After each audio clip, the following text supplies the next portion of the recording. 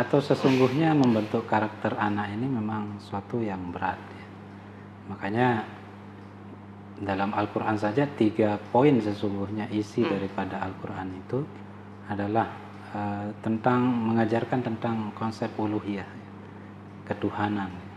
Yang kedua adalah tentang khuluqiyah. Yang ketiga adalah muamalah. Jadi 3 kategori ini sesungguhnya yang menjadi spirit pembentukan Islam itu. Nah, bagaimana menanamkan nilai-nilai moral terhadap anak kita adalah dengan memberikan sebuah spirit tentang pentingnya etika moral. Karena yang pertama kali yang harus dimiliki oleh anak-anak kita adalah etika moral itu, tentang akhlak sesungguhnya. Ya, Nabi sendiri diutus ke muka bumi ini innama bu'istu li utammima makarimal akhlak. Baru setelah itu masuk kepada tarbiyatut ta'lim ya. Yang pertama sesungguhnya tarbiyatut ta'dib. Bagaimana anak-anak kita ajarkan tentang adab, etika, moral. Bagaimana kita menghargai yang namanya ilmu yang mengajarkan.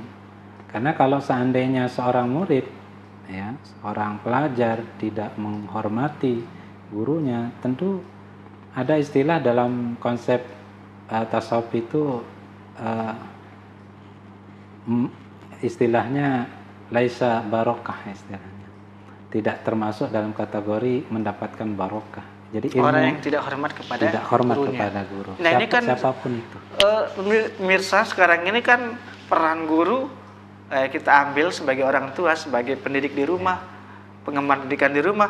Nah, ini bagaimana rasa tazim ataupun tadi rasa hormat ini kepada guru walaupun kita jauh, ada sistem daring dan pembelajaran online, tapi kita tetap rindu, kita tetap takzim, hormat kepada guru kita. Ini kan perlu juga kita tanamkan perlu kita tanamkan. Jarang lagi ketemu sekarang kan. Makanya sesungguhnya ketika kita kuliah, ketika kita mengajar dan sebagainya, sesungguhnya yang ditanamkan pertama kali itu adalah itu moralitas itu. Bagaimana seorang mahasiswa kepada dosennya, bagaimana siswa kepada gurunya, kepada ustadznya, dan yang lain-lain. Sehingga ketika terbentuk karakter akhlak yang baik, maka ilmu itu akan mengalir begitu saja. Coba kita lihat berapa banyak orang yang tinggi ilmunya, akhlaknya tidak baik, justru tidak ada manfaatnya. Jadi harus diiringi dengan perilaku karakter yang akhlak, kokoh. Karena akhlak itu ya jelas dalam Al-Quran salah satu poinnya adalah khuluqiyah, agar supaya membentuk karakter manusia. Ya, syukur-syukur menjadi insanul kamil, manusia yang sempurna seperti ya idaman kita Nabi Muhammad SAW. Karena Nabi kita itu kan jelas kepada orang umat non muslim baik, apalagi kepada umat muslim. Atau misalnya adabnya Nabi kepada laki-laki, perempuan, anak-anak, pada bapak, apalagi kepada Allah sebagai guru pertamanya Nabi. Walaupun ya sesungguhnya kalau kita berbicara silsilah keilmuan pasti sumbernya Allah. Wa ilallahi turja'ul umur. Umur itu kan banyak, pendidikan, sosial, ekonomi, ya.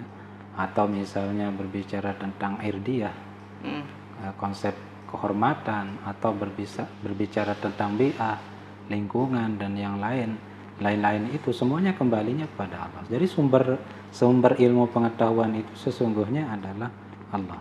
Makanya kenapa menggunakan istilah rob tarbiyah, asal kata dari robba, sesungguhnya untuk menunjukkan bahwa yang memiliki hak prioritas pertama dalam semua ilmu pengetahuan itu adalah Allah. Bahkan di dalam surat Al-Kahfi itu, kalau seandainya kamu menulis ilmunya Allah itu, niscaya dengan tinta lautan, niscaya lautan itu akan habis. Tidak akan cukup untuk menggali tingginya ilmu Allah, itu tidak cukup. Makanya marilah anak-anak kita ini kita berikan pemahaman tentang pentingnya ilmu pengetahuan. Karena apapun yang kita inginkan di dunia ini sesungguhnya kuncinya adalah ilmu pengetahuan. Baik, dan mungkin itu juga yang pemirsa yang harus kita wariskan, yaitu ya ilmu pengetahuan, termasuk di dalamnya itu adalah bagaimana diiringi juga dengan kokohnya karakter, indahnya akhlakul karimah dan seterusnya. Dan pemirsa, tujuan dari pendidikan itu sendiri kan lahirnya harapan baru, itu juga pernah disampaikan oleh Bapak Quraisyab. Lalu bagaimana ini di tengah kondisi sekarang ini Pak Tuan Guru, kita membangun harapan baru untuk kehidupan yang lebih baik, yang lebih berkualitas, putra-putri yang lebih bermutu, yang unggul. Sisi lain tantangan kita seperti yang kita rasakan sekarang ini. Mungkin resepnya itu ya intinya itu adalah tantangan kita belajar pada masa pandemi ini adalah agak sulit seperti normal ya, tetapi jadikan ini sebagai bentuk tantangan agar supaya kita termotivasi. Jadi termotivasi bahwa sesungguhnya ilmu itu tidak hanya kita pelajari di madrasah, di sekolah, di kampus, tetapi terkadang ilmu itu akan justru 45% dari ilmu itu sesungguhnya ketika kita mengulang murojaah apa yang pernah kita pelajari di sekolah, madrasah maupun kampus. Karena konsep pembelajaran dalam kitab Ta'limul Muta'allim itu sesungguhnya konsep takror itu kalau bisa melebihi ribuan kali.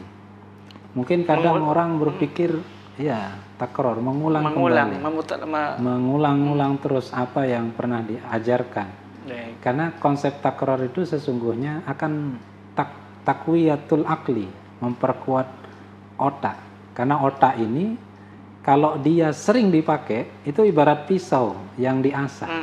Tapi kalau otak ini dimanjakan, tidak mau digunakan untuk berpikir, itu ibarat pisau yang tak pernah diasah, akhirnya karatan untuk montong sesuatu yang sekiranya cukup diginikan terpotong, ternyata tidak bisa. Baik, ini juga penting diketahui oleh orang tua ya. Jadi untuk terus menerusnya tidak ada jenuh, tidak ada bosan. Ini kadang-kadang pertama kan kesibukan ini, bagaimana lagi kita mengurus pendidikan anak kita di rumah. Kadang-kadang kejenuhan yang datang ini, bukannya malah kita mengulang-ulang kembali, menasihati kembali sesering mungkin, tapi justru kita sudah merasakan kejenuhan terlebih dahulu.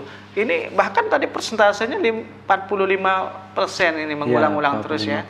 Ini metode ini sangat luar biasa. Bahkan ini dimanfaatkan dan digunakan oleh sebagian lembaga tahfiz Al-Quran dalam sistem mengulang-ulang ayat ini. Misalnya beberapa ayat ini diulang dalam sholat itu misalnya sampai 50 kali, 100 kali. Dan dibaca dalam sholat? Bisa diulang di sholat? Setelah sholat. Setelah sholat. Atau misalnya dijadikan ayat ketika selesai membaca surah Al-Fatihah. Itu dijadikan ayat. Dan diulang terus. Nah, yang dulunya misalnya sistemnya, misalnya contohnya mengulang 15 kali. Besoknya 14 kali. Besoknya lagi 13 kali sampai 1 kali. Sampai ketika dia melihat satu ayat pun langsung hafal, set. Seperti Imam As-Suyuti, beliau itu salah satu ulama, tokoh, ketika mempelajari sesuatu cukup dilihat 1 kali langsung hafal. Luar biasa. Itu sangat luar biasanya. Kenapa itu ada yang seperti itu? Karena terbiasa otak ini digunakan, sehingga otak ini semakin cerdas.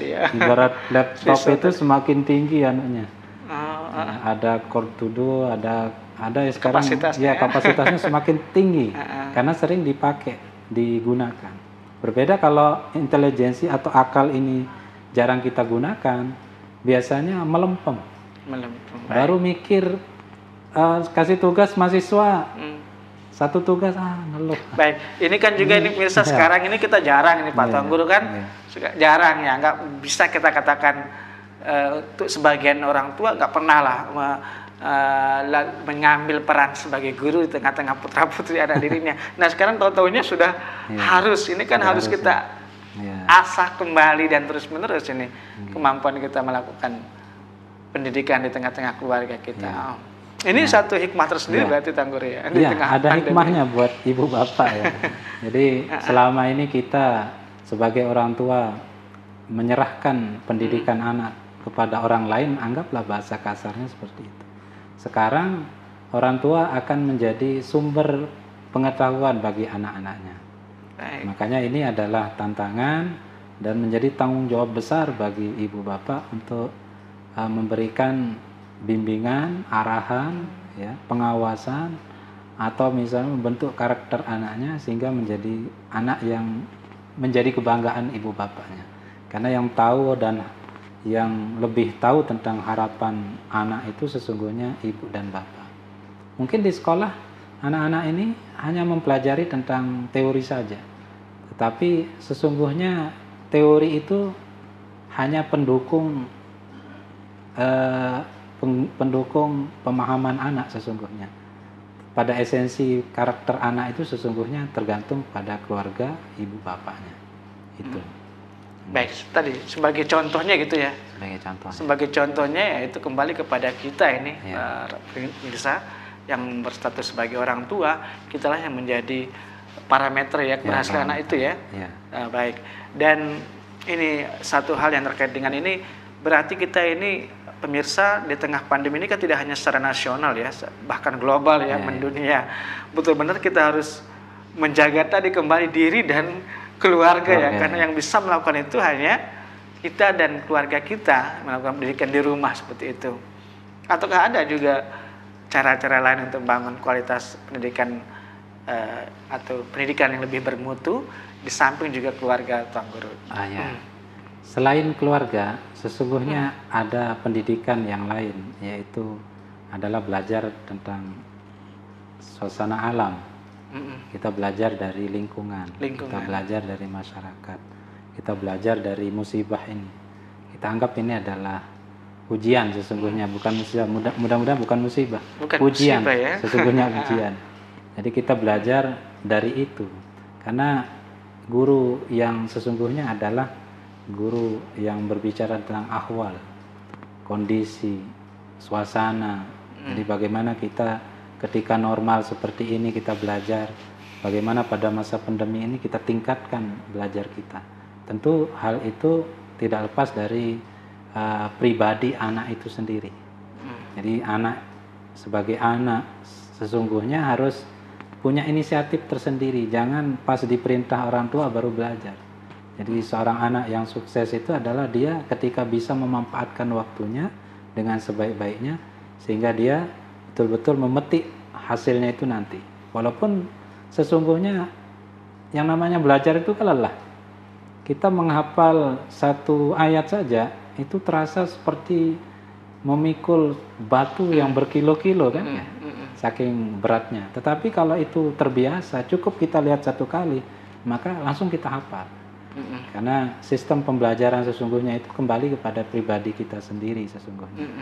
Kalau kita sudah terbiasa dengan sistem pendidikan, bahwa pendidikan itu sesungguhnya bukan 100% dari seorang guru atau seorang dosen atau misalnya seorang ustadz atau tuan guru. Sesungguhnya semua ilmu pengetahuan itu kita dapatkan setengahnya itu dari kita belajar.